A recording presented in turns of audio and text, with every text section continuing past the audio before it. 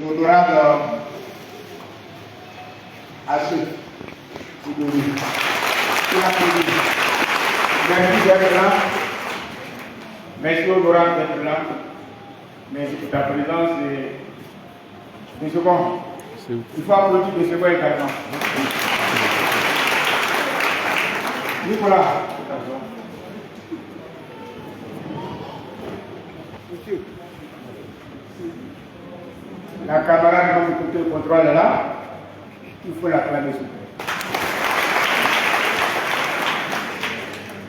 Nous avons mon chef, hein. Tout à l'heure il a dit son collègue, c'est vrai, mais c'est mon chef. À mon frère, mon chef, c'est mon chef, toutes les fois où j'ai été en prison, c'est le seul qui m'a apporté assistance chaque fin de mois. Je vais dire ça ici devant ses parents, que lui là, c'est un bon monsieur. Merci. Nous avons, on les a tous salués, André Gérard. Il n'est pas le coordinateur régional de la Ligue des Jeunes. Pas ça. Il est le coordinateur régional de la jeunesse. C'est différent de la Ligue des Jeunes. Il faut saluer André Gérard. Je fais cette précision parce qu'en politique, c'est en vouloir prendre la place des autres qui créent le problème. En politique, c'est en vouloir prendre la place des autres qui créent le problème. Or, il ne faut pas chercher uniquement des problèmes quand vous avez besoin de toutes les énergies pour avancer. Et je voudrais saluer le bureau fédéral. Il a présenté 2 ou 3 membres du bureau fédéral. Il faut les saluer. Je suppose que les camarades vont derrière le bureau fédéral. Comment? Les membres du fédéral sont là. Ok. Il faut saluer l'ensemble des membres du bureau fédéral. Ceux qui sont visibles, comme ceux qui sont visibles. Invisibles, ils sont là. Donc il faut les saluer. Merci camarades. Il faut saluer même le fédéral Nicolas. Le fédéral Nicolas, c'est mon ami. C'est un vieil ami, c'est un vieux compagnon. Vous savez toutes les difficultés qu'il a eues pour son engagement, pour sa détermination. Il traverse beaucoup d'épreuves, mais il est au combat. Et ils sont ces gens-là contre la violence. Il faut les saluer. On a besoin des gens qui ne fuient pas devant les épreuves. On a besoin des gens qui ne renoncent pas quand advient l'épreuve. Et Nicolas ne renonce pas. Nicolas est au combat. Et Nicolas va nous faire gagner le combat ici à Coupé. Il faut les saluer. Je vais saluer les élections. Tout à l'heure, ils se sont présentés. C'est sur les élections que repose l'efficacité de notre parti. S'il n'y a pas d'élection, il n'y a pas de parti. Les élections sont des camarades qui, au quotidien, avec le peuple et dans le peuple, font vivre le parti. Il faut les saluer. On a aussi les lettres de base. Je suppose qu'ils sont là, même s'ils ne sont pas conviés à cette assemblée générale, mais je suppose qu'ils sont là puisque tout le monde est là. Saluez-vous, parents. Saluez-vous. Papa Laurent vous salue. Peuple entier, Papa Laurent vous salue. Peuple entier, Papa Laurent vous salue. Il est fier de vous. Et tout à l'heure, je reviendrai dessus. J'ai 2 petits messages. Il a dit d'analyser la situation politique, mais j'ai 2 petits messages. Papa Laurent compte. Et je dois confier cette tâche au fédéral. Je dois confier cette tâche à tous les cadres qui sont là. À Sidonie, à Bessécor, à la maman, à tous les cadres qui sont là. Papa Laurent compte sur la cohésion dans notre département pour relever les grands défis. Papa Laurent compte sur l'entente des cadres dans notre département pour relever les grands défis qui va bientôt se décider à nous. Il ne veut pas voir les cannes s'entre déchirer. Il ne veut pas voir les cannes se battre entre eux. Nicolas, d'abord nous ne voulons pas voir les clans se former dans nos départements. Ça, je peux bien comprendre. D'abord, on ne veut pas la couper. Il y a des pros Pesocon, il y a des pros Asseux, il y a des pros Nicolas, il y a des pros etc.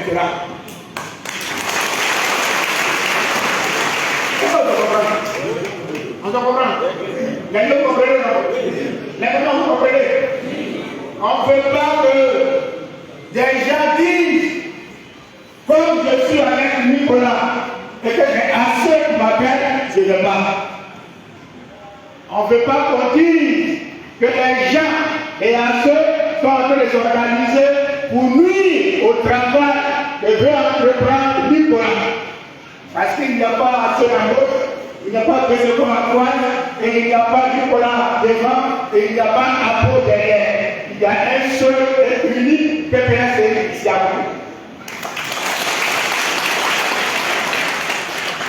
Et je vous dis, si les candidats coupés ne forment pas un plan, s'ils ne se mettent pas ensemble, mais ils seront tous ensemble écrasés. Parce que le danger qui est devant nous est un grand monstre. Le RHDP, c'est un grand monstre. Le RHDP, c'est un grand monstre. C'est un monstre qui mange la boue, qui boit du sang, qui tue les gens. Si vous n'êtes pas ensemble pour faire face à ce monde, vous allez tous mourir comme des idiots.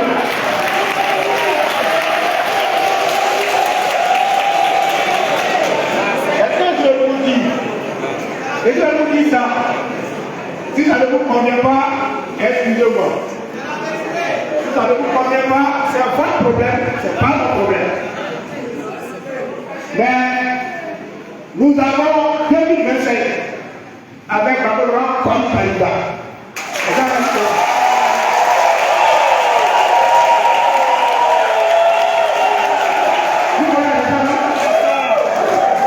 Nous avons 2025 avec Babylon comme candidat.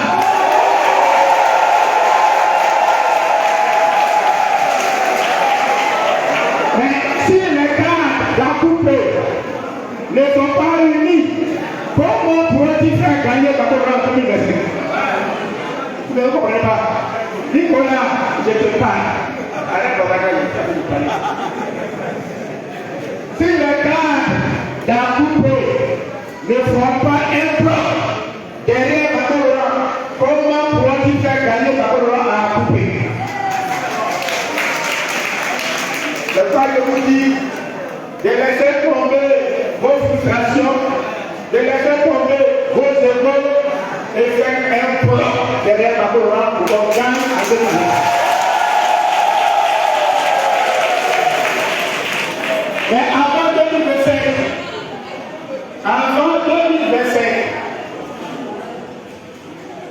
les parents vous l'écoutez? Les parents vous l'écoutez?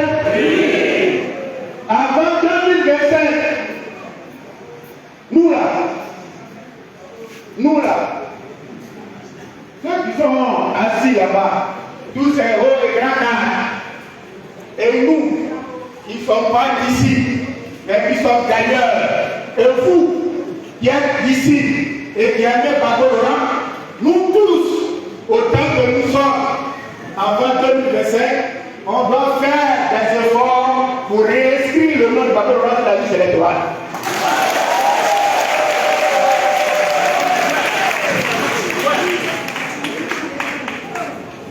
Inscrire le nom de Babylon sur la liste électorale, ce n'est pas un souhait, c'est un combat que nous allons mener.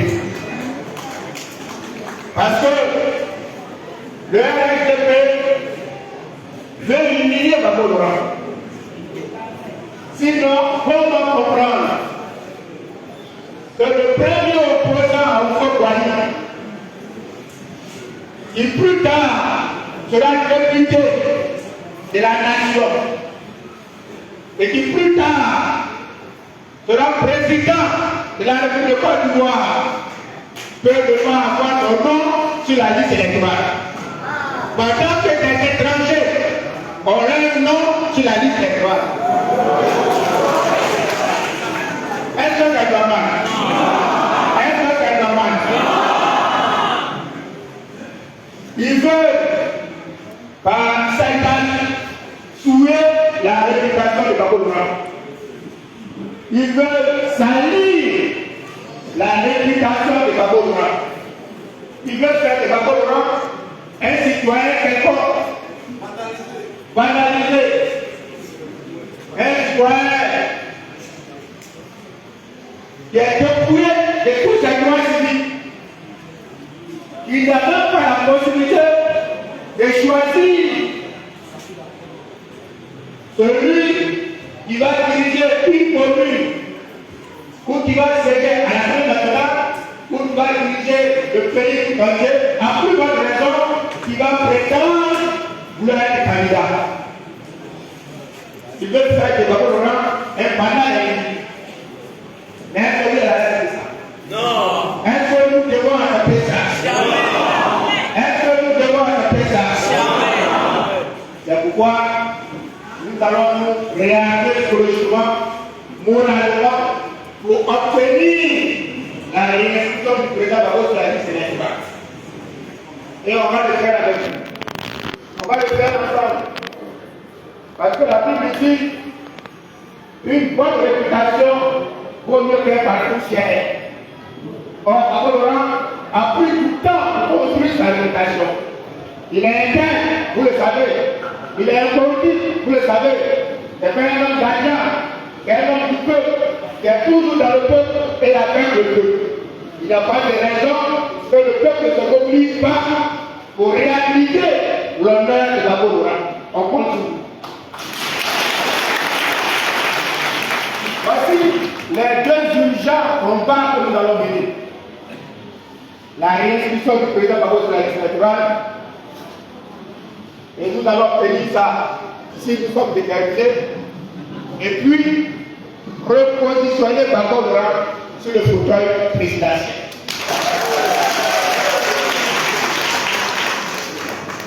C'est pourquoi je viens vous dire de vous préciser. Ce qui vient de se passer, qu'on l'a appelé l'élection municipale et régionale, vous ne voudrez pas que vous soyez offusqués par rapport à ça. Est-ce que vous-même avez vu? Le RGP a déployé à travers la théorie technique de fraude qui a échappé à tous les Ivoiriens.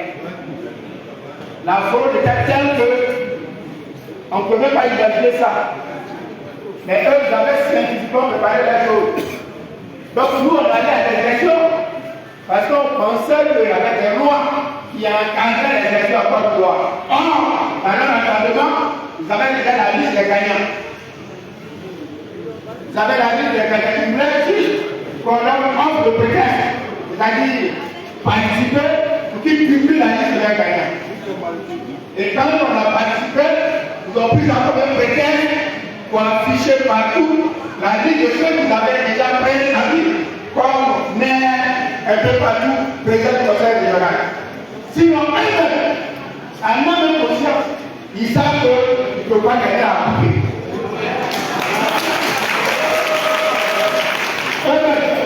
RGP sait que quelque chose qui va entreprendre, qui n'est pas appuyé sur la fraude et la violence, ils ne peuvent jamais gagner à couper. Parce que la couper, c'est des gens qui sont à couper, c'est des gens honnêtes qui ne coupent pas derrière la guerre, qui ne se laissent pas prendre à des postes qu'on leur propose, mais qui sont accrochés à la dignité, qui sont accrochés à leur liberté. Sinon ici, voici les cadres là, chaque jour, il y a des gens qui sont là pour cadrer la débauchée. Il y a des gens qui leur proposent de l'argent, des postes, il y a des gens qui leur proposent de la RGP et de leur donner de hautes positions, mais ils refusent fois qu'ils n'ont rien à la poche, ils ont leur dignité. Et pour rien au monde, ces cadres-là ne sont disposés à monnayer leur dignité. C'est ça qu'il faut les garder. À couper, vous aimez Babo. Et vous n'avez pas. Regarde la maman là. Quand on parle de Babo, elle est importante. Elle est heureuse. Toutes les mamans là, elles aiment Babo. Mais Babo vous aime. Et on sait. Et on sait que pour rien de mort, vous n'allez pas mettre l'eau à Babo. Vous n'allez tourner l'eau à Babo. Vous êtes avec Babo hier, vous êtes avec Babo aujourd'hui, et vous serez avec Babo demain. Donc restez accrochés à votre dignité. Nous là, on a envie de faire quelques petits réglages. Le président Babo avait fait quelques petits réglages. Quand on va finir ces réglages-là, à l'entraînement de Nicolas, on va vous appeler pour étudier avec vous et pour arrêter avec vous tous les grands mécanismes de combat.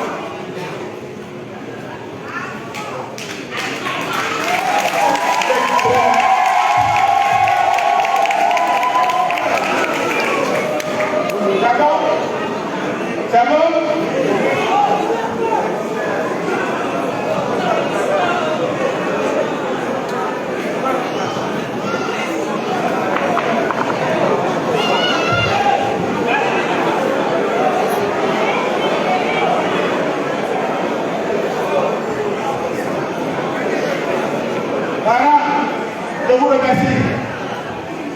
La team, vous venez d'écouter ici quoi, Justin, qui, en grosso modo, est en train de refaire une mobilisation. Une mobilisation qui se prépare avant les élections de 2025. Et cette mobilisation consiste d'abord à mettre de l'ordre dans le camp même du président Laurent Gbagbo, où on n'a plus besoin d'avoir des pro-tel et des pro-tel. Il faut juste avoir des pro-PPACI ou encore des pro-Côte d'Ivoire. Parce que ce n'est que comme ça que la grande majorité pourra donc former un gros groupe qui pourra aider le président Laurent Gbagbo, non seulement à réintégrer son nom dans les listes électorales, mais aussi mieux se préparer pour les élections de 2025. Mais si vous vous limitez au fait que je suis le pro de tel, je suis le pro de tel, au moment venu, il y aura toujours des discours. Ce sont les mêmes discours qu'on voit quand on va aux élections, quand nous sommes allés aux élections de septembre 2023. Ces élections-là, il y avait des personnes qui ne voulaient pas clairement faire ce que le parti avait demandé. Heureusement, le président Laurent Gbagbo et le PPACI ont tenu à faire respecter la décision du parti, et tous ceux qui n'avaient pas suivi la ligne éditoriale du parti avaient été sanctionnés. Donc, quoi, Justin commence ici d'abord à faire une mobilisation intégrale dans le parti. À côté de ça, les points sont dits, c'est-à-dire ce que nous devons faire pour que le président Laurent Gbagbo soit d'abord réinscrit dans la liste électorale. C'est ça le premier combat. Il ne faut jamais oublier qu'Alassane Dramane Ouattara et sa CEI ont décidé de retirer le président Laurent Gbagbo en l'accusant d'avoir braqué la banque de la BCAO. Et pourtant, ce n'est pas le cas. Ce n'est pas un braqueur, ce n'est pas un voleur. Il a même été à la CPI pour le même problème. Donc, ça veut dire que si la CPI a considéré que le président Laurent Gbagbo était innocent, on ne peut pas revenir faire un même jugement en Côte d'Ivoire. Si le président Gbagbo est innocent, il faut tout simplement regarder les autres personnes. Et comme on sait qu'il ne se battait pas tout seul, qu'il se battait avec d'autres personnes, alors il faut regarder le camp d'Alassane Dramane Ouattara. La BCAO n'a pas été braquée par le président Laurent Gbagbo. Le président Laurent Gbagbo a déjà expliqué à maintes reprises la situation de la BCAO. Qu'est-ce qui s'est passé? Pourquoi il fallait prendre l'argent à la BCAO pour payer les fonctionnaires ivoiriens? Et même les fonctionnaires qui sont aujourd'hui au côté d'Alassane Dramane Ouattara ont touché cet argent-là. Alassane Ouattara lui-même, en tant qu'ancien ministre, touchait cet argent selon la Constitution. Parce que le président Laurent Gbagbo a toujours dit, si la Constitution dit qu'il doit vous payer, même s'il ne vous aime pas, il vous payera. À la différence d'Alassane Dramane Ouattara, qui a toujours envie de faire quelque chose si vous vous soumettez à lui. Mais si vous ne vous soumettez pas à Alassane Dramane Ouattara, il ne fera jamais absolument rien. Et c'est ça le problème. Entre quelqu'un qui est démocrate, qui respecte la Constitution, même si ça l'arrange, et quelqu'un qui n'est pas démocrate, qui respecte seulement quand ça l'arrange. C'est le cas d'Alassane Dramane Ouattara. Alors aujourd'hui, Quoi Justin demande à tout le monde d'être à rang ciré. Parce qu'avant 2025, il faudra déjà que le nom du président Laurent Gbagbo soit réinscrit dans les listes électorales. Moi, j'ai une seule question que je pose encore aujourd'hui. Quel est le moment où les manifestations vont commencer? Est-ce avant la Coupe d'Afrique ou alors après la Coupe d'Afrique? La team, dites-moi ce que vous pensez.